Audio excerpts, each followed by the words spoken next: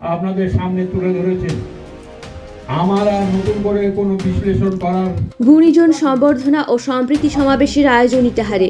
বিধায়ক মোশাররফ হোসেনের উদ্যোগে রবিবার ইটাহারের স্কুলপাড়ায় অবস্থিত সংখ্যালঘু ভবন প্রাঙ্গণে অনুষ্ঠানের আয়োজন করা হয়। এদিন ইটাহার ব্লকের প্রায় 3 শতাধিক বিশিষ্ট ব্যক্তিদের সম্বর্ধনা জানান বিধায়ক। জানা গিয়েছে, এই অনুষ্ঠানে ইটাহারের বিশিষ্ট ও অবসরপ্রাপ্ত চিকিৎসক, শিক্ষক, ব্যবসায়ী, সমাজসেবী, বিভিন্ন ধর্মের ধর্মগুরু ও সরকারি কর্মীদের সম্মান জানানো হয়। পাশাপাশি বিভিন্ন ধর্মের মানুষের উপস্থিতিতে বক্তব্য রাখতে গিয়ে সম্প্রীতির বার্তা তুলে ধরেন বিধায়ক। এদিনের কর্মসূচিতে উপস্থিত ছিলেন জেলা পরিষদ কর্মাধ্যক্ষ কার্তিক দাস, পঞ্চায়েত সমিতির সভাপতি রীনা সরকার সহ অন্যান্যরা। বিধায়ক জানান, যে সমস্ত মানুষ নানানভাবে সমাজকে নতুন পথের দিশা দেখান, আজ তাদেরকে সম্মান জানাতেই এই উদ্যোগ।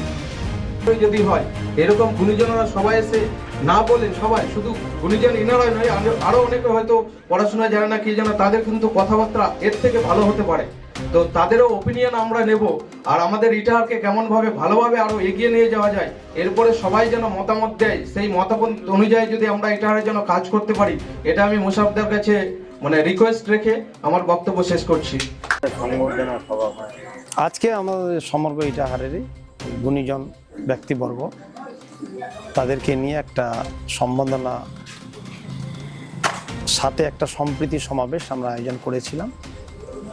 এখানে সমস্ত ইটাহারের গুণীজন ব্যক্তিদের ডেকে সম্বর্ধনা দেওয়া এবং শান্তি, সম্প্রীতি, সৌহার্দ্য, সৌভ্রাতৃত্ব যে চিরন্তন বন্ধন আমরা ইটাহারে একটা তৈরি করেছি, যে কোনো মূল্যে এটা অক্ষুণ্ণ রাখা, অটুট রাখা, এবং গুণীজন ব্যক্তিবর্গ যারা সমাজের প্রতিষ্ঠিত ব্যক্তিবর্গ, যাদের আমরা আশীর্বাদ এবং অনুপ্রেরণায় আমরা জীবনযাত্রায় চলি। এখন আপনিও রিপোর্টার, আপনার এলাকার যে কোনো খবর পাঠান এই নম্বরগুলোতে।